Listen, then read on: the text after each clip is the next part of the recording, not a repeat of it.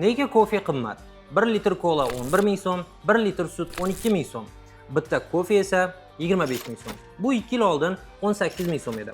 Siz inflyatsiya sabab deyishingiz mumkin, lekin men sizga kolumbiyalik fermer haqida gapirib bermoqchiman. Tanishing, bu Pedro, 47 yoshda.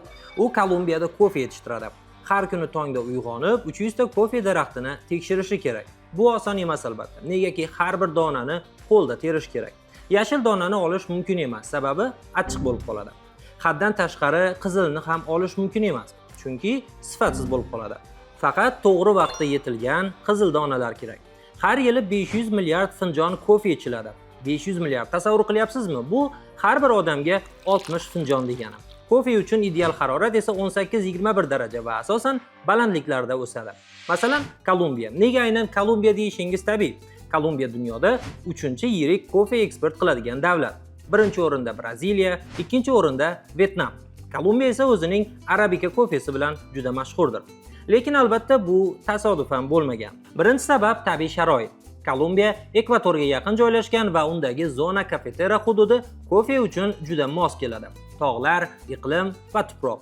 Tabiat o'zi bu joyni kofe uchun yaratganga o'xshab ko'rinadi. Ikkinchi sabab bu tarix. 20-asr boshida kofe Kolumbiya uchun asosiy daromad manbai bo'lgan. U payt Kolumbiyada katta plantatsiyalar, ya'ni keng yerlar bor edi. Ularni qullar va mahalliy xalqlar ishlatgan. Ammo 1929-yilda Amerika iqtisodiyoti quladi. Kofe narxi tushdi. Plantatsiyalar esa bankrot bo'ldi. Fermerlar ishsiz qoldi. Kolumbiya hukumati kofe sanoati yo'q bo'lib ketishidan qo'rqdi va u katta plantatsiyalarni sotib olib, ularni mahalliy ishchilarga bo'lib berdi. Chunki katta plantatsiya faqat kofega bog'liq edi. Bu esa Kolumbiya kofe sanoatini saqlab qoldi. Keyin esa 1962-yilga borib, Kolumbiya 69 ta davlat bilan xalqaro kofe kelishuvini imzoladi.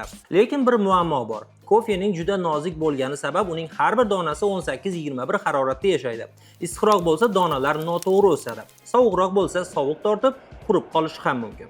1980-yildan buyon Kolumbiyaning kofe hududlari 1.2 darajaga isigan. Bu kofeni odatdagi joydan balandroqda ekish kerak degani.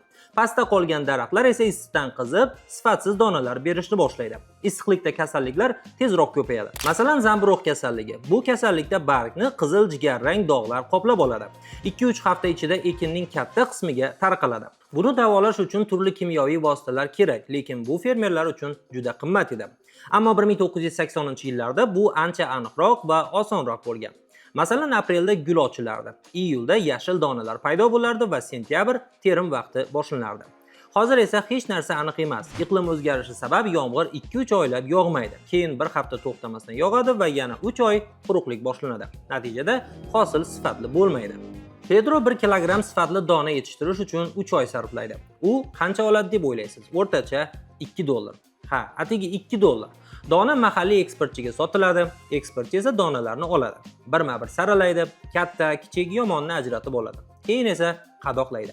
Bitta konteynerga 320 qop sig'adi. Har bir qop 60 kilo. Konteyner kemaga yuklanadi, kema esa 45 kun suzadi.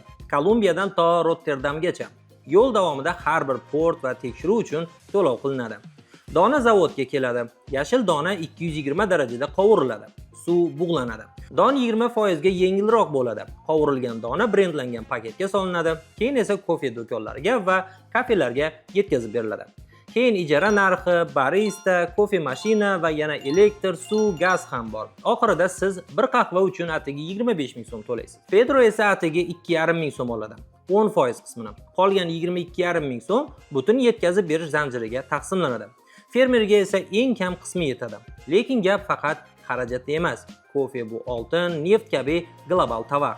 New York birjasida kofe narxi har soniyada o'zgarib turadi. Masalan, Braziliyada qurg'oqchilik haqida yangilik chiqsa, treyderlar kofe sotib olib, narxni o'zgartiradi. Pedro buni bilmaydi. U faqat dona narxi yana tushganini ko'radi xolos.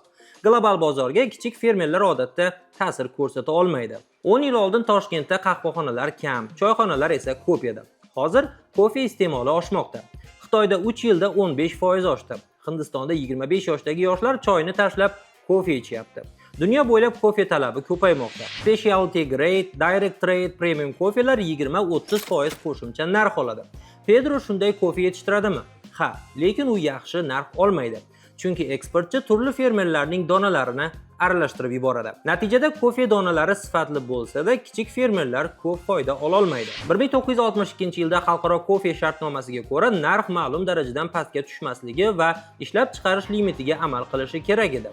Lekin 1989-yilga kelib bu bitim bekor qilindi. Sababi erkin bozor yaxshiroq ishlaydi deb hisoblashgan va natijada Vyetnam katta miqdorda arzon narxda kofe ekishni boshlab yubordi. Braziliya ishlab chiqarishni 2 baravarga oshirdi. Bozor kofega to'lib toshdi, lekin narx yerga tushib ketdi. Kolumbiyada 2013-yildan buyon 50 ming ferma yopilgan. 2050-yilgacha 50% kamayishi ham mumkin va pedrolar har yili kamayib bormoqda. Bu faqat Kolumbiya muammosi emas, balki Markaziy Amerika, Afrika va Osiyoning ham muammosidir. Iqlim o'zgarishi tufayli kofe yetishtirish qiyinlashib bormoqda. Agar narx oshmasa, kichik fermerlar zarar ko'rib, ishni tashlab yuborishi mumkin. Siz shu payt qahvaxonaga borasiz va kofe olasiz. 25 ming so'm. Qimmat deb o'ylaysiz, lekin Pedro uchun 3 oy vaqt va u atiga $2 haq oladi. Sizning bir finjon kofeingiz uchun. Agar bu pulning atiga 5 mingi Pedroga yetganda, u kofeni tashlamas edi. Deylik, agar bu holat o'zgarmasa nima bo'ladi? Agar fermerlar ketaversa, kofe yanada qimmatlashishi ham mumkin. Chunki Pedro kabi millionlab fermer ish tashlayapti. Dunyodagi kofening 80%ni 25 million oddiy fermer yetishtiradi.